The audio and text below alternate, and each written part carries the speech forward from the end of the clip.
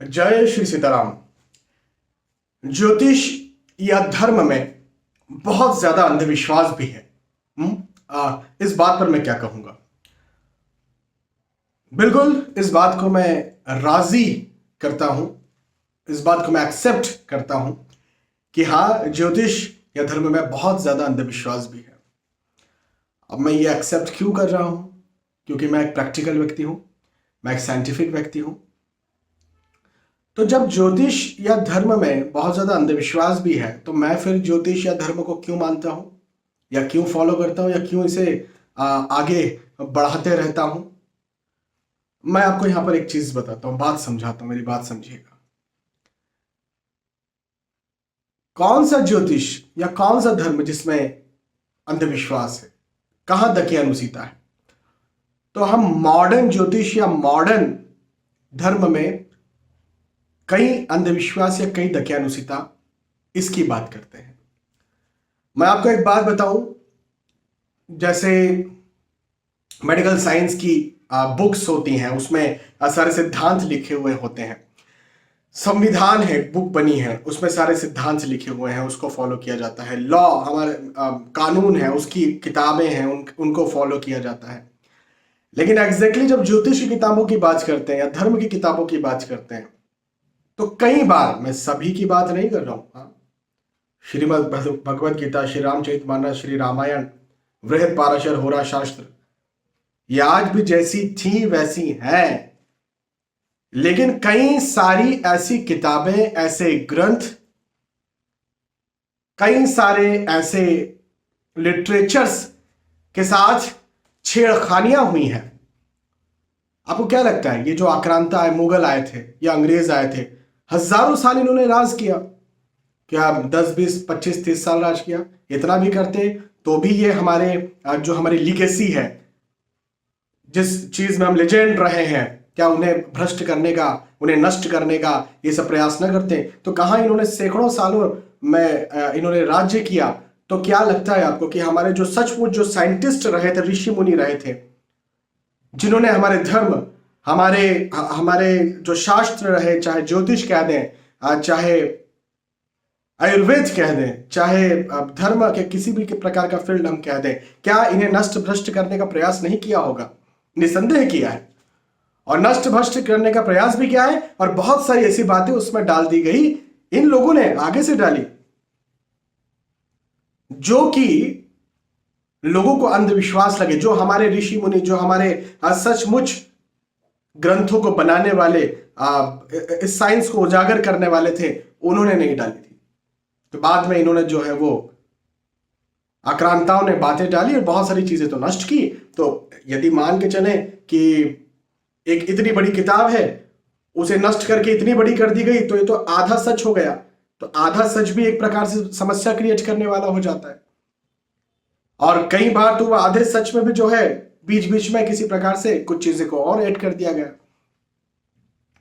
तो हाँ, मैं इस बात को एक्सेप्ट करता हूं, मानता हूं कि मॉडर्न एस्ट्रोलॉजी की बात करें, ज्योतिष की बात करें या फिर धर्म की बात करें, कई सारी अंधविश्वास भरी बातें, कई सारी दकियानुसीता भरी बातें इसमें डाली गई। लेकिन मेरी इस बात को भी आप ध्यान रखें कि अंग्रेजों को जाए बहुत समय हो गया, बहुत समय हो गया। बहुत सारे हमारे ऐसे और ऋषि मुनि आज भी हैं, उस समय भी साइंटिस्ट थे, आज भी हैं, जो कि लगातार प्रयास करते रहे, लगातार प्रयास कर रहे हैं हमारी उन सारी अंधविश्वासों को निकालने के लिए और कहीं ना कहीं हमें सीख देने के लिए। लगातार इन पर प्रयास किया जा रहा है, और मैं भी, मेरी जितनी हैसियत है उस आधार पर, जहां पर भी मुझे लगता है कि ज्योतिष में इस प्रकार की किसी प्रकार की खामी या किसी प्रकार का कोई ऐसी चीज ऐड है जो प्रैक्टिकल मुझे नहीं लगती है, मैं उसका खंडन कर देता हूं। मैं उस परम ज्योतिष का खंडन नहीं करता हूं जो श्री ऋषि पाराशर जी ने जो है बनाई है, भृगु जी ने जो बनाई है।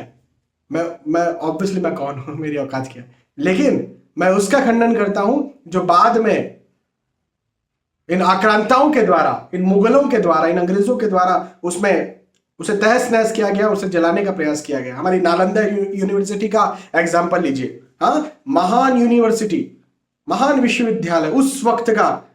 आज जब आप सोचिए कि लोग आज तो फ्लाइट के माध्यम से, गाड़ियों के माध्यम से जल्दी पहुंच जाते हैं। उस वक्त सोचिए लोग कहाँ पूरे विश्व से आते थे नालंदा यूनिवर्सिटी, नालंदा विश्वविद्यालय में। क्या क्या प्रखर विद्यालय वो रहा होगा, विश्वविद्यालय रहा होगा। उसे नष्ट भ्रष्ट करने का प्रयास किया, वो भी पूरी तरह से नहीं हो पाया। तो हाँ, ये बात सही है कि बहुत सारी जगहों पर अंधविश्वास है, लेकिन आपको ये बात भी ध्यान रखना है कि अंग्रेजों को जाए, मुगलों को जाए, बहुत वक्त हो चुका है और उसके बाद में उस अंधविश्वास से निकालने के लिए हमेशा प्रयास किया जा रहा है, दकियानुसता से निकालने के लिए हमेशा प्रयास किया जा रहा है। और आपके सामने एक जो सच्चाई है, जो प्रैक्टिकल जो सच्चाई है, उसे आपके सामने रखा जा रहा है। भाई कम से कम मेरा तो यह मकसद हमेशा होता है कि मैं आपको अंधविश्वास से निकालूं, आपको सच्चाई बताऊं। बहुत सारे ऐसे लॉ आपने देखे होंगे, बहुत सारे ऐसे ज्योतिष को लेकर के नियम आपने देखे होंगे जो किताबों में चल रहे हैं, लेकिन मैंने उनका खंडन कर दिया। अब खंडन कर दिया तो मैं महान हो गया, बात वो नहीं है। बात यह है कि वो प्रैक्टिकल मुझे कहीं सही नहीं लगे और उनकी बनावट कहीं मुझे ऐसी लगी कि कहीं ना कहीं वो एड की गई है। तो मैं जो भी आपको ज्योतिष सिखाने की कोशिश करता हूं या जब कंसल्टेशन भी देने की कोशिश करता हूं, तो मैं प्रैक्टिकल ज्यादा हो जाता हूं। मुझसे ये पूछा जाता है, सर कौन सी किताब से ज्योतिष सीखा जाए, आप धर्म की किस किताब को अच्छा मानते हैं? मैं किताब नहीं कहूंगा, मैं ग्रंथ कहूंगा। मेरी तो उनका नाम बोलने की औकात नहीं है, लेकिन बोल देता हूं। श्रीमद् भगवद गीता, श्री रामचरित गोस्वामी तुलसीदास जी का श्रीमद् रामचरित मानस, वाल्मीकि कृत श्री रामायण, धर्म की बात हुई, हम यदि ज्योतिष में बात करें, कई बार मैं वृहद पाराशर होरा शास्त्र उनका जिक्र कर चुका हूं, लघु पाराशर का जिक्र कर चुका हूं। तो ये है, लेकिन फिर भी यदि इतना बड़ा कोई भाग है, उसमें से इतना भाग रख दिया गया और बाकी इतना भाग तहस नहस कर दिया गया, तो कई बार इतने जो भाग तहस नहस किया उसमें झूठ भी फैलाया गया और वो झूठ फैलने की वजह से कई बार जो सच्चाई हमारे पास थोड़ी बहुत भी बची, उस पर भी यकीन नहीं किया जाने लगा, क्योंकि लगा है ना यार, इतनी चीजें तो झूठ है, तो इतनी चीजें सच कैसे हो सकती है। लेकिन मेरा आप सभी से कहना यह बनता है कि यदि कहीं आपको अंधविश्वास लगता है, यदि कहीं आपको दकियानुसिता लगती है, तो निसंदेह आप उसका खंडन कर सकते हैं, बिल्कुल कर सकते हैं। अंधविश्वास पालना बहुत अच्छी बात नहीं, बीइंग साइंटिफिक, हमें साइंटिफिक होना पड़ता। हमारे जो ऋषि मुनि रहे वो साइंटिफिक थे। आज हम कहते हैं ना साइंटिस्ट हैं, अल्बर्ट आइंस्टाइन और ये सब, तो उस समय भी साइंटिस्ट थे। हाँ, मुझे एक बात बताइए आप, चंद्र ग्रहण होने वाला है, सूर्य ग्रहण होने वाला है, ये हमारे पंचांगों में लिखा होता है। या पंचांग में जब लिखा होता है, तो जो ज्योतिष है, जो एस्ट्रोलॉजर्स हैं, वो कहाँ से पता करते हैं? वो क्या दूरबीन लेकर के बैठे होते हैं, टेलीस्कोप लेकर के बैठे होते हैं कि इतनी गति से चल रहा है ये ग्रह, तो अब ये यहाँ पर आ जाएगा और ऐसा हो जाएगा। अच्छा, टेलीस्कोप तो अभी भी आया है, ये तो कई वर्षों से चले आ रहे हैं पंचांग। मैं उज्जैन जैसी महान नगरी के पास रहता हूं, ऐसी नगरी जहां पर ज्योतिर्लिंग महाकाल है, जहां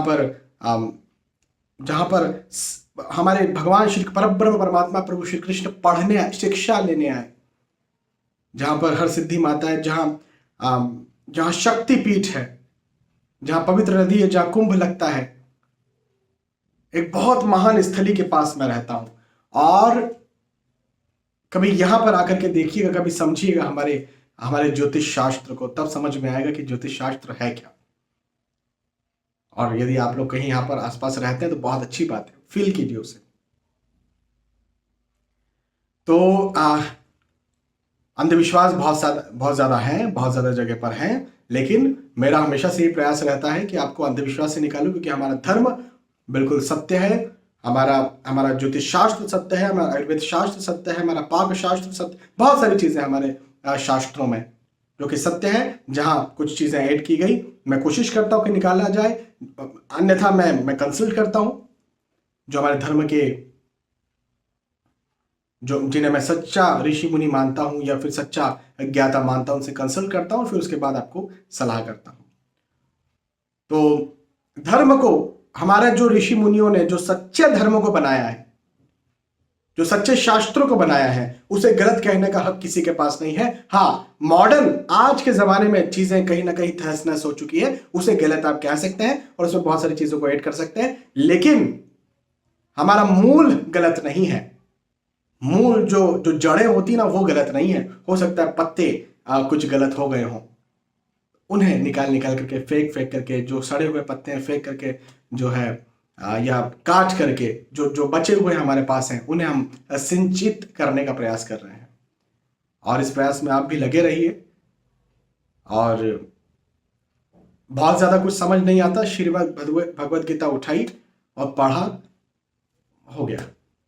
यदि ज्यादा कुछ समझ में नहीं आया तो बहुत ज्यादा परेशान होने की जरूरत नहीं है। श्री रामचरितमानस पढ़ा, हो गया। और भी कुछ समझ नहीं आया, हरे राम राम राम हरे हरे, हरे कृष्ण कृष्ण कृष्ण हरे हरे, खत्म। यही है सब कुछ। तो ज्यादा परेशान नहीं होना है। हाँ, यदि आप ऐसी प्रवृत्ति के हैं जो कि रिसर्च करना पसंद करते हैं, जो कि एनालिसिस करना पसंद करते हैं, बिल्कुल आपको करना चाहिए एनालिसिस। मैं आपका स्वागत करता हूँ, आप एनालिसिस करिए।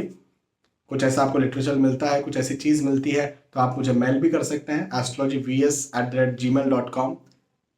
आपको ये मेरे फेसबुक अकाउंट पर भी मेरा मेल मिल जाएगा आपको, या आप व्हाट्सएप भी कर सकते हैं। मुझे किसी प्रकार का लिटरेचर या कुछ मिलता है, आप चाहते हैं कि मैं उसे वीडियो के माध्यम से शेयर करूं, तो आप मुझे व्हाट्सएप भी कर सकते हैं उस लिटरेचर को। हमारा धर्म है, हमारा जो पुरातन ज्योतिष, हमारा पुरातन शास्त्र, हमारा पुरातन जो विज्ञान रहा है, हमारा धर्म जो रहा है, उसे एस्टेब्लिश करना, ये हमारा लक्ष्य है और हम उसे एस्टेब्लिश करके रहेंगे। जग सिर मोर बने भारत। जग सिर मोर मतलब सारे सृष्टि के ऊपर हमारा भारत रहे, वसुधैव कुटुंबकम, लेकिन हमारा भारत तो सभी सृष्टि के ऊपर होना चाहिए। हाँ। चलिए, बहुत बहुत धन्यवाद। फिर से आने वाले वीडियोज में मिलते हैं। तब तक के लिए आज के इस वीडियो में आपसे विदा चाहता हूँ। जय श्री सीताराम।